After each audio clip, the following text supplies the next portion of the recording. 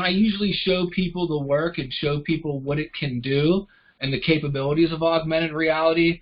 I find that hours later they'll sort of call me back and say, hey, that applies to this or that applies to this. And I tell them the truth is it applies to almost everything we can think of, or it can, which could be a negative thing or it could be a positive thing. I've approached augmented reality a little bit differently, where I look at it more as an art form and less as a gimmick or way of engaging kind of like a buyer or through advertising. Does this art form have a healing aspect to it, or is it more of like something that you're integrating within your psyche about your experience and what you're seeing? What I will say is I think art is healing in general. A lot of my work that I do, I have several bodies of work, but one of the most important to me bodies of work is the Sacred Art Modern World series. And those are mostly composited images of thousands and thousands of images to tell a biblical story.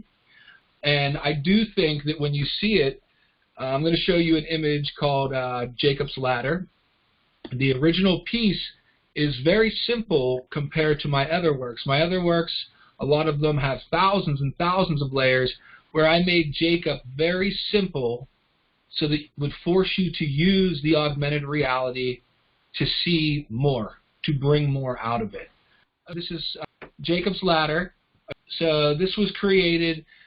Here you can see a little bit of the story of Jacob's Ladder. If you know the story, Jacob falls asleep and then he has his dream where he sees angels ascending and descending on a ladder, and God speaks to him and tells him that he will become the seed for all the people of the earth, the 12 tribes of Israel. So what I wanted to do was I wanted to make this more of an experience for people, because I think that it's interesting to see Jacob experience this, but wouldn't it be more interesting to see us experience it? Here's Jacob, and if you use your app and you point it at the screen, you can start to see he wakes up, and then the image actually leaves the picture, and the angels start to come outwards in the gallery space where you're at. And the view we're looking at right now is straight on, but when you're in the gallery, you can walk around this piece. You can see the extension ladder, and when it comes out to the viewer and extends it, the ladder extends out to you, that's when it becomes really, really interactive, because we become a participant.